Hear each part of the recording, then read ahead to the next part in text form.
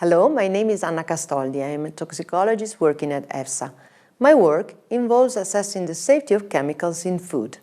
Today, I'm here to talk about endocrine active substances, often called endocrine disruptors, and their relevance for the body's system of hormones, which is called the endocrine system. But first of all, let me explain how the body's endocrine system and our hormones work. The endocrine system consists of glands such as the female ovaries and the male testes, the pancreas, the adrenal, the thyroid, and the pituitary glands that produce hormones.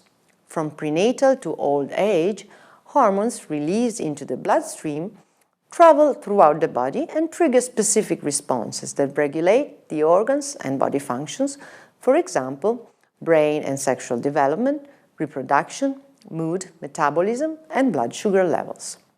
Sometimes only a tiny amount of hormone is needed to trigger the intended action.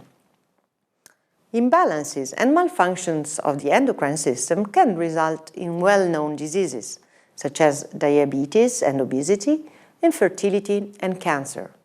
Also, disruption of the endocrine system can cause birth defects and learning disabilities. So, what are endocrine active substances? They are chemicals that can interact directly or indirectly with the endocrine system. They can be both man-made or natural occurring. Other endocrine active substances, sometimes found in food and the environment, include some pesticides, some industrial pollutants like dioxins and PCBs, and BPA, which is used in some food packaging. How do these substances interact with our bodies? In different ways. For example, they may behave similarly to natural hormones, or block their effects, or change hormone levels in the body. These effects are not necessarily adverse. Certain drugs, such as birth control pills, are used precisely for their endocrine effects. Whether or not the effect is adverse or disruptive depends on various factors, such as the nature and the dose of the chemical, the type of effect, and the condition of the body. The time when exposure takes place is also critical. During important phases of development, such as prenatal and infancy, the so-called windows of susceptibility, individuals are more sensitive to hormonal activity.